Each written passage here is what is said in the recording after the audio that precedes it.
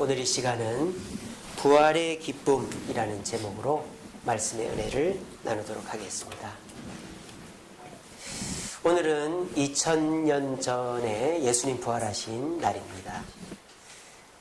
요즘은 부활주일이 굉장히 떠들썩합니다. 인터넷에 포털 사이트에 실시간 검색이 있는데 검색어 1위를 차지할 정도로 예수 믿지 않는 자들도 오늘이 부활주일인 것을 압니다. 그리고 우리 교회들마다 부활주일 새벽기도회를 하고 내년부터는 우리 교회도 하면 좋을 것 같아요. 그리고 연합으로 새벽기도회도 하고 그렇게 해서 새벽부터 모여 예배드리고 주님께 영광 돌리는 그런 부활의 아침을 요즘은 맞이합니다. 그런데 예수님이 실제로 부활하시던 그 아침은 어땠을까요? 너무너무 조용한 아침이었습니다.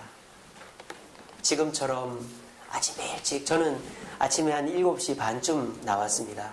별로 할 일도 없는데 와가지고 여기저기 돌아보고 그렇게 이제 부활주일 아침 맞이했는데, 요즘은 아침 일찍 나와서 준비하고 그 정결하게 옷 입고 준비하고 부활주일을 보냅니다만은, 정작 예수님 부활하신 그날 아침에는 아무도 기억하지도 않고 아무도 기다리지도 않고 찾아오는 사람도 없었던 그런 아침이었습니다. 그런데 몇 명의 여인들이 예수님을 찾아갑니다. 그래서 예수님 무덤 앞에 가면서 걱정을 합니다. 누가 돌을 돌려줄까? 예수님 몸에다가 향유를 좀 발라드려야 되는데 누가 돌을 좀 굴려줄까? 걱정하면서 가는데 이 앞에 나와 있는 그림과 같은 일이 벌어진 것입니다. 돌무덤을 지키던 군인들은 옆에서 벌벌 떨고 있고 무덤 안에서는 환한 빛이 나는 거예요. 그래서 무덤 안을 쳐다보니까 예수님이 누우셨던 자리에는 예수님은 안 계시고 예수님을 감쌌던 세마포만 그대로 폭삭 주저앉아 있는 것입니다. 그리고 그 옆에 환한 빛을 띠는 누가 서 있었습니까? 천사가 서 있는 거예요. 그러면서 이 천사가 뭐라고 합니까? 예수님은 이미 살아나셨고 너희들보다 먼저 갈릴리로 가셨다. 당장 내려가서 제자들에게 갈릴리로 가라고 얘기해라 라고 말했습니다. 그렇게 해서 부활의 아침이 끝났어요. 너무너무 싱겁죠? 실제로 우리 예수님이 부활하셨는데, 실제로 우리 예수님이 사망권세를 이기셨는데, 실제로 우리 예수님이 3일 동안 무덤에 머무시다가 이제는 부활하셨는데 아무도 기억하는 사람 없고 아무도 기대하는 사람 없고 우리 예수님은 쓸쓸하게 혼자서 부활하셨던 것입니다. 그런데 우리 예수님은 이런 상황을 서운해할 법도 안 돼, 불평 원망할 법도 안 돼, 서운해하지도 않고 불평하지도 않고 원망하지도 않고 계십니다. 부활은 우리 기독교에 있어서 가장 중요한 사건입니다. 만약 예수의 부활이 없다면 우리 교회는 다 문을 닫아야 됩니다. 그런데 예수님께서 죽으셨다가 다시 부활하셨기 때문에 우리 기독교는 기독교가 될 수 있었던 것입니다. 첫째로는 예수님이 죽음을 정복하셨기 때문에 부활은 중요한 것입니다. 이 세상에 죽음을 이길 수 있는 사람이 있습니까? 죽었다 살아난 사람이 있습니까? 죽었다 살아난 사람은 없습니다. 하지만 예수님은 죽었다 3일 후에 다시 살아나셨다고 성경에 기록되어 있고 저와 여러분들은 믿습니다. 그러므로 이 부활은 우리 기독교의 가장 중요한 사건인 것입니다. 두 번째, 이 부활이 우리에게 중요한 이유는 뭡니까? 복음의 증거가 되기 때문입니다. 초대교회 성도들이 전도할 때 무엇을 전도했는지 아십니까? 예수님이 부활하셨다라고 증거했습니다. 왜? 초대교회 성도들, 전도해야 하는 대상자들은 예수님이 십자가에 죽은 거는 다 알고 있기 때문입니다. 왜? 그때 자리에 있었던 사람들이 많았고 그 사람들이 다 소문을 냈기 때문에. 그런데 예수님이 다시 살아나셨다는 거는 지금처럼 무슨 뉴스가 있는 것도 아니고 신문이 있는 것도 아니고 인터넷이 있는 것도 아니기 때문에 모른단 말이에요. 그러니까 베드로도 그렇고 바울도 그렇고 일곱 집사도 그렇고 다니면서 전도를 뭐라고 합니까? 너희가 십자가에 못 박였던 예수가 다시 살아났다라고 증거하는 거예요. 만약 예수님이 살아나지 않았다면 전도를 못하는 것이죠. 세 번째로 부활이 우리에게 중요한 이유는 우리의 소망이 되기 때문입니다. 우리도 부활하고 우리도 주님의 상급을 받게 될 것이 바로 예수의 부활로 말미암았기 때문입니다. 그래서 이 부활은 예수를 믿는 하나님의 백성이라면 그 어느 날보다 중요하고 기쁜 날이죠. 그래서 우리는 나도 죽음을 이기게 된다. 예수님이 부활하신 것을 증거해야 된다. 그리고 부활의 소망이 내 속에 있을 때 내 미래는 밝다. 이런 마음으로 우리는 살아갈 수 있게 되어지는 것입니다. 부디 이 중요한 부활의 소망과 기쁨이 여러분의 가슴에 가득 차기를 간절히 바랍니다. 이것 말고 제가 오늘 이 본문을 묵상하면서 이 부활의 아침에 보여주신 예수님의 모습에서 받은 은혜를 오늘 이 시간에 좀 나누고자 합니다.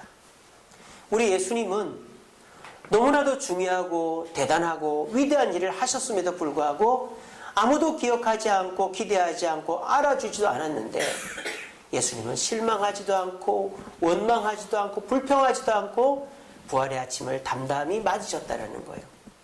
이런 모습을 우리 같이 묵상하면서 우리도 누군가 나를 알아주고 내가 하는 일이 잘 되어서 자랑이 되어지기를 바라는 것도 좋지만 예수님처럼 내가 주님의 증인의 삶을 살면서 주님과 같이 겸손하고 주님의 뜻대로 살고 사람들에게 평안과 위로를 전할 수 있는 부활의 증인들이 됐으면 좋겠다 하는 마음으로 오늘 말씀을 준비했습니다.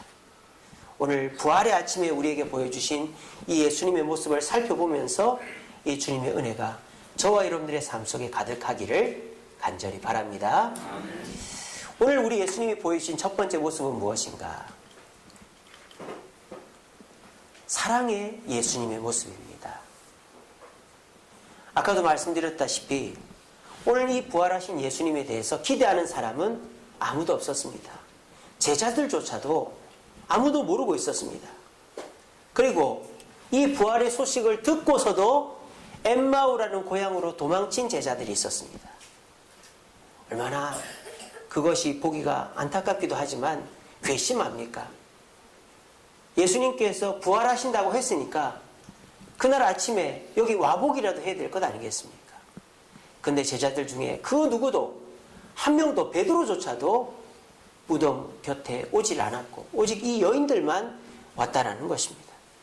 그런데 우리 예수님은 이 제자들을 책망하거나 원망 불평하지 않고 오히려 천사를 통해서 위로의 메시지를 전하고 있다라는 것이죠. 오늘 이 자리에 나오신 저와 여러분들도 마찬가지입니다.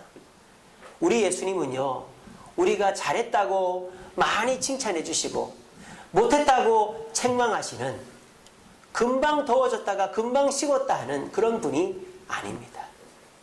우리 예수님은 우리가 잘하는 것에 대해서는 칭찬하시죠. 하지만 저와 여러분들이 때로는 낙심하고 좌절하고 범죄하고 주님 마음을 아프게 할 때가 있어요. 그럴 때에도 우리 주님은 어떻게 하십니까? 우리를 미워하십니까? 우리를 책망하십니까? 우리를 사랑하시는 줄로 믿으시기를 바랍니다. 세상 사람들은요, 좋을 때는 사랑해 합니다.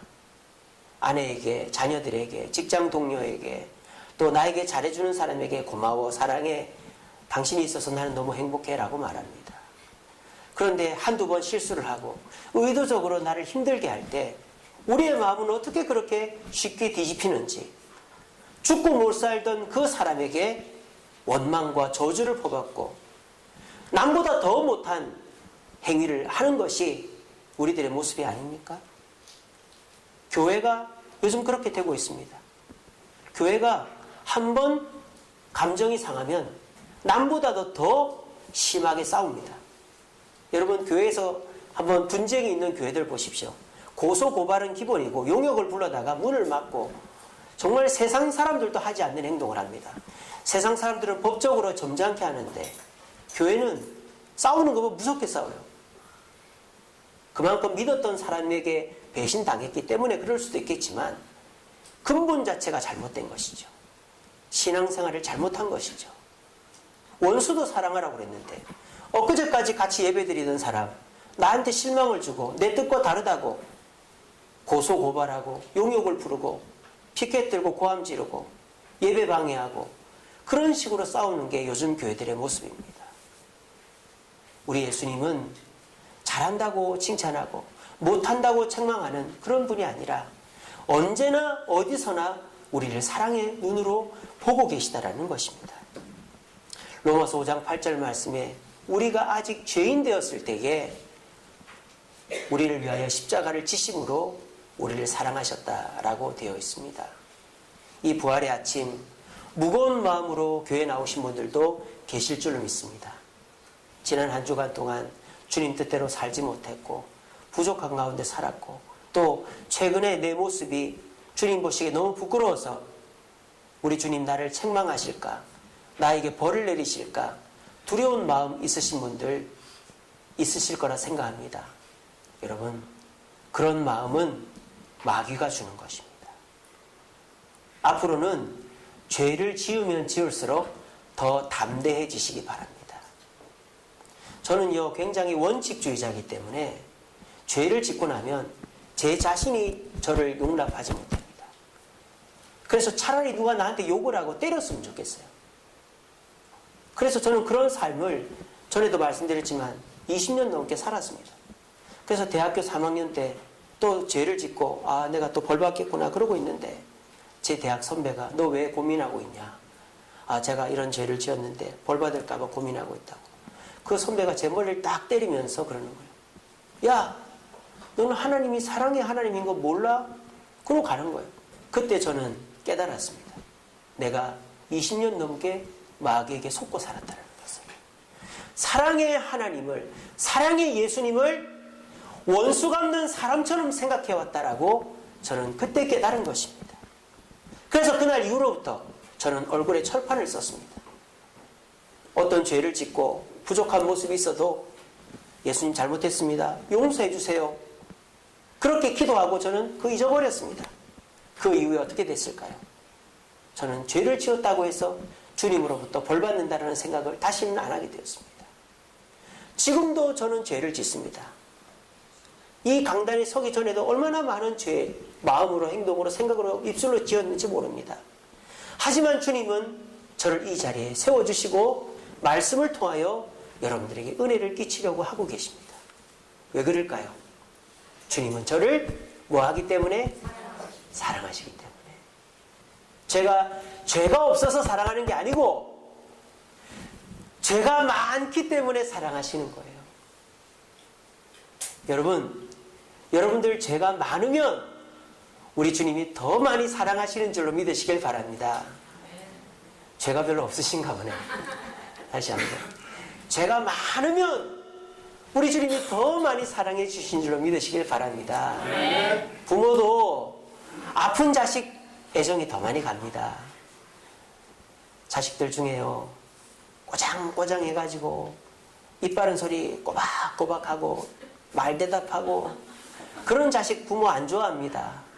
근데요 맨날 사고치고 맨날 눈물 흘리고 맨날 손 벌려도 엄마 미안해 엄마 좀 도와줘 어이구 이놈의 자식아 하면서도 도와줍니다. 그게 부모의 마음입니다.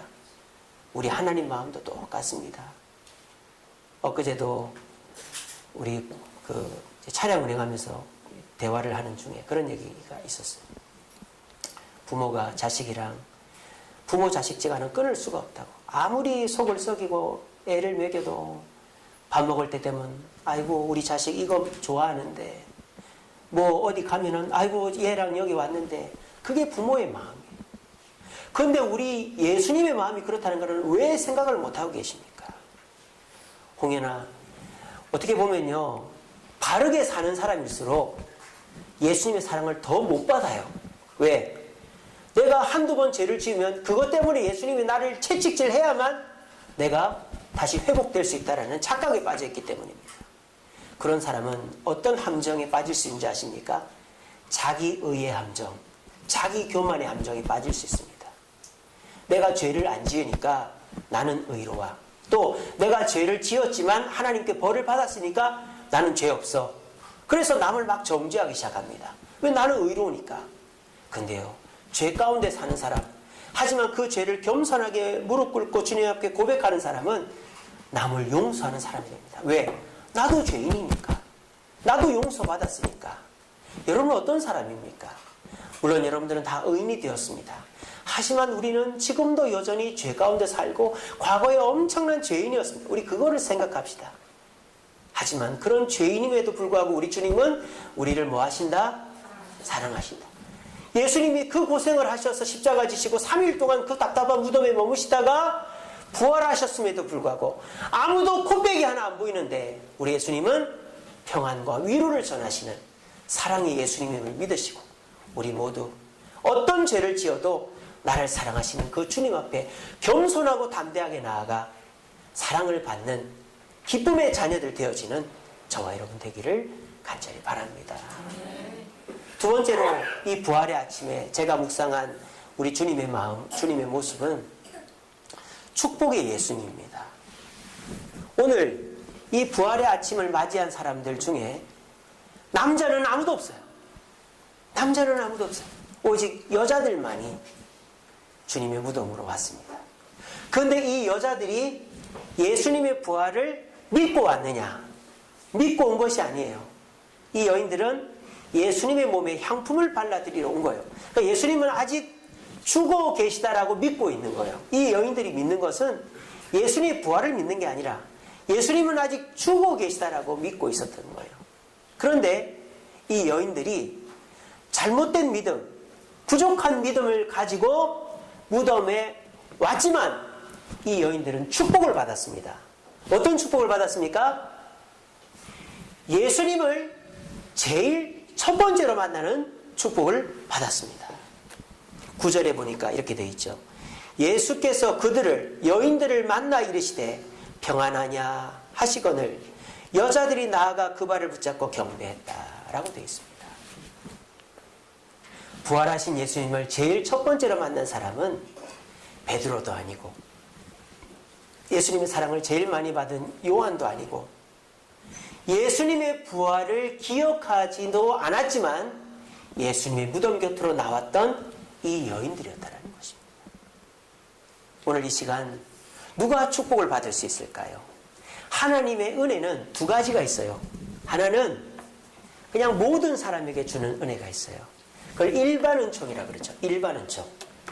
햇볕을 주시고 비를 주시고 바람을 주시고 때를 따라 계절과 사시와 연한을 주시고 이거는 믿는 자뿐만 아니라 모든 믿지 않는 자에게 주는 거예요.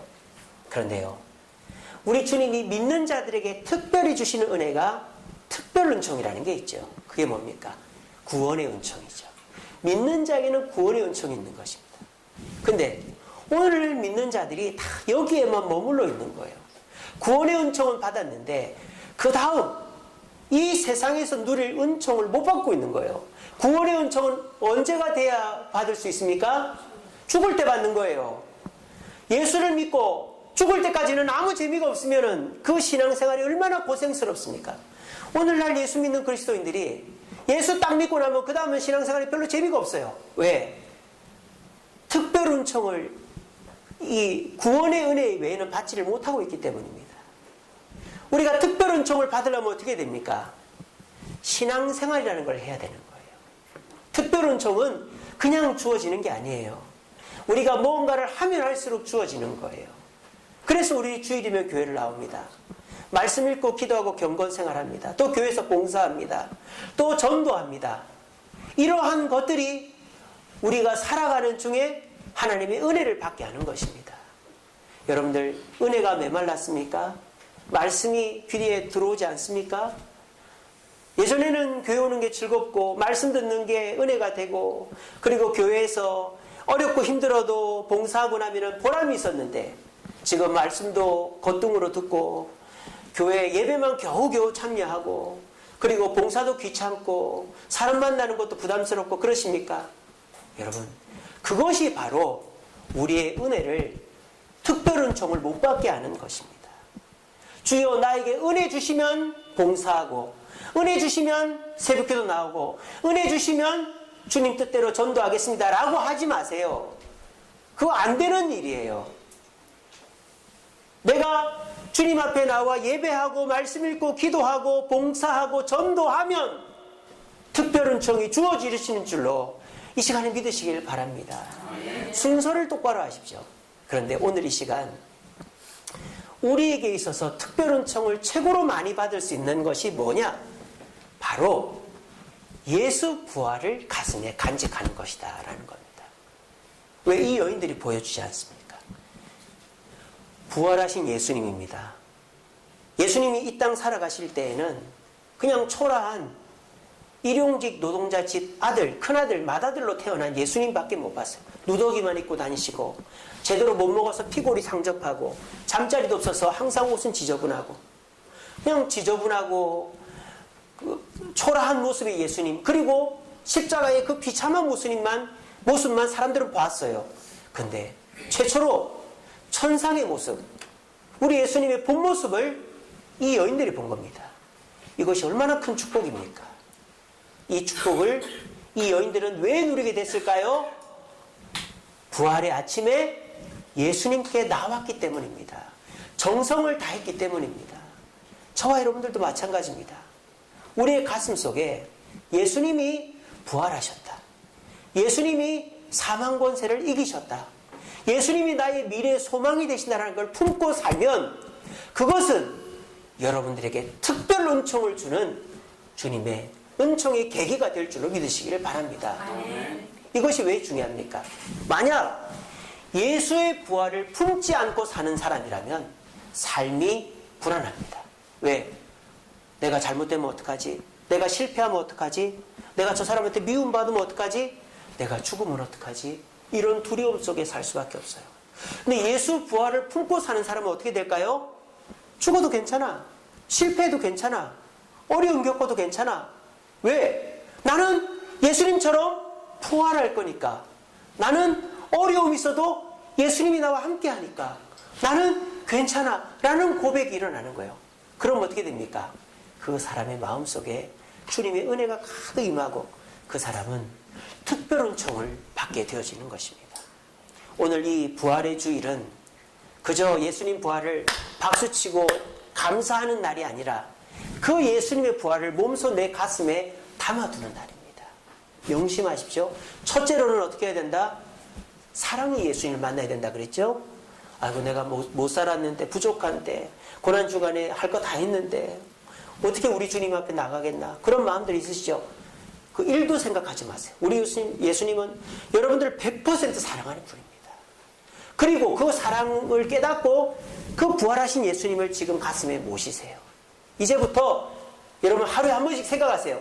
아침마다 옛날 우리 어르신들이 조상신 모신 데 가서 정화수 떠놓고 손 빌었던 것처럼 아침마다 우리 예수님 부활하셨지. 그 예수님 내 가슴에 계시지. 그거 딱 생각하고 생활하십시오. 그러면 우리 주님께서 여러분의 마음속에 평안과 기쁨을 불러일으켜 주시고 여러분의 삶의 하루를 책임지실 것입니다. 저는 이 축복의 시작의 첫날이 오늘이 될 줄로 믿어요. 우리 모두 그것을 오늘 이 말씀을 믿읍시다. 그렇구나.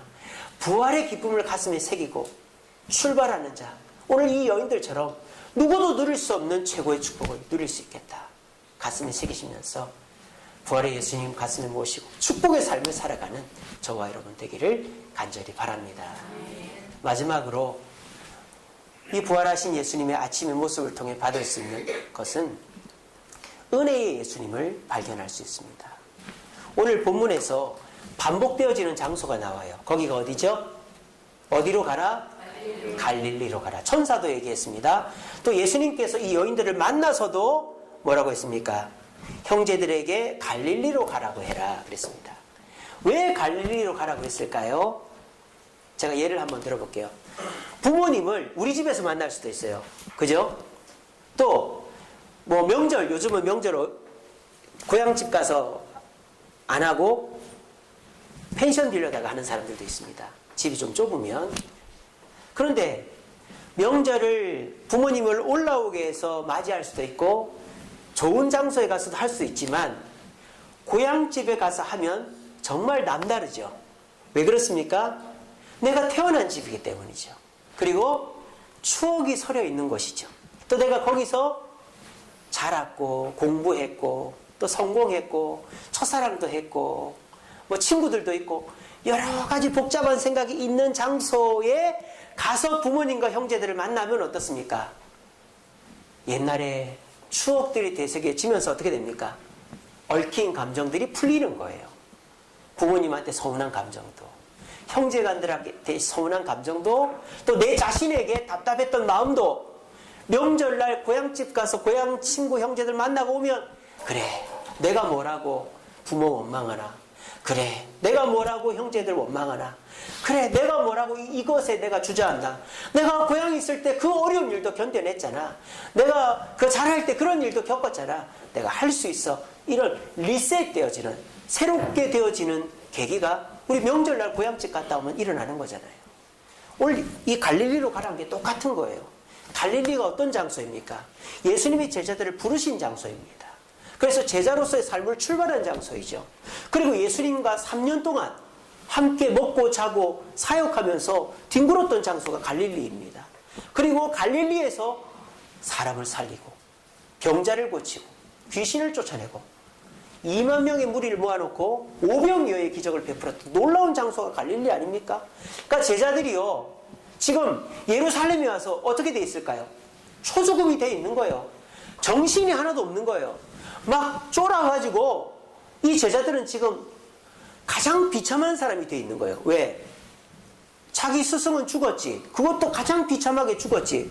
유대인들이 자기들 잡으려고 하지. 그러니까 이 제자들은 지금 옴짝달싹을 못하고, 만약에 예수님께서 제자들에게 나타나서 너희들 여기서부터 새로 시작해라, 아마 새로 시작 못할 것입니다. 근데 예수님이 일단은 이 사람들을 갈릴리로 불러 올린 거예요. 불러 올려서 예수님께서 28장 16절부터 20절에 나오는 지상명령을 선언하신 것입니다. 저와 여러분들도 마찬가지입니다. 이 부활주일은 어떤 날인가? 리셋데이입니다. 새롭게 태어나는 날, 새로운 피조물이 되는 날입니다. 우리 주님은 저와 여러분들을 이 주세움 교회로 부르셨습니다. 우리 주세움 교회 5년 됐습니다. 우리가 5년 전 6월 달을 생각해 보십시오. 우리가 예배 드릴 곳이 없어서 최순여 집사님 집에서 하루 드리고, 또 저기 미사리 경정공원 가서 하루 드리고, 그리고 여기 마이크도 없고 아무것도 없는데 의자만 놓고 예배 드리고, 그렇게 해서 출발했던 것이 저희 교회입니다. 그리고 물론 교회를 나오다가 안 나오는 분들도 계시지만 대부분 다가 지금 우리 개척 멤버들이 다 나오고 계시고 새로운 분들도 많이 오셔서 오늘 빈자리가 거의 없이 앞자리 빼고 다 오셨습니다.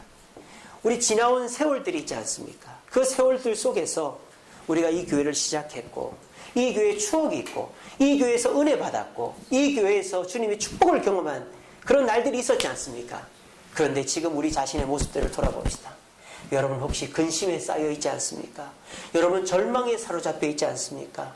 여러분 답답한 가운데 있지 않습니까? 미움과 원망과 불평에 사로잡혀 있지 않습니까? 그래서 이제는 교회 오기 싫고, 교회 와도 재미가 없고, 교회 와도 사람들 만나기가 거북스럽지 않습니까?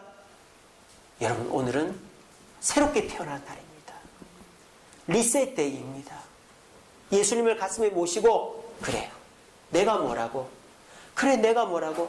나는 아무것도 아닌데 내가 왜 사람을 미워하나? 그래 내가 뭐라고? 내가 실수할 수 있고 잘못할 수 있지. 그래 내가 뭐라고 이렇게 살아. 그런 마음들 가지시고, 그래 오늘부터 다시 시작하자. 오늘부터 예배생활, 말씀생활, 기도생활, 전도생활 다시 시작하자. 성도들을 사랑하자. 주님이 기뻐하시는 일을 하자. 그렇게 해서 오늘부터 예전의 나의 모습으로 돌아가자 라고 생각하면 여러분들은 100점짜리 부활주의를 보내게 되어지는 것입니다. 부디 과거는 우리 주님은 기억도 안 해요. 사람들이 보면요, 어떤 실수를 하잖아요. 그러면 얼굴을 못 들어요. 왜 못 들까요? 남들이 다 그거 기억하고 있을까 봐. 여러분 그런 생각하지 마세요. 남들은 금방 잊어버립니다. 내가 잘못한 거 절대 오래 기억하지 않습니다. 여러분들만 그렇게 생각하는 거죠. 여러분들이 겸손하게 주님께 무릎 꿇고 회개했다면 우리 주님은 그거 없는 거 쳐주십니다. 그리고 오늘부터 새로 시작할 수 있는 겁니다. 오늘 이 시간 주님이 주시는 이 부활의 기쁨을 가슴에 새기시고, 그래, 오늘부터 갈릴리로 간 제자들이 새롭게 시작한 것처럼 오늘부터 새롭게 시작하자라는 마음으로 이 부활주의를 보낼 수 있는 저와 여러분 되기를 간절히 바랍니다. 말씀을 맺겠습니다. 우리는 부활의 증인입니다. 부활의 증인은 무엇입니까? 예수님이 부활하신 것처럼 우리도 부활할 것을 보여줘야 되는 겁니다. 자, 그런데 저는 생각해 봅니다. 오늘 설교를 한 이유가 이것입니다. 부활의 증인을 어떻게 보여줄까? 부활의 증인의 모습을 어떻게 보여줄 수 있을까요? 예, 전도로도 보여줄 수 있겠죠. 근데 예수님 부활하셨다라고 말만 해가지고는 그 사람들이, 물론 믿을 사람도 있겠지만은 말뿐이잖아요. 근데 저는요,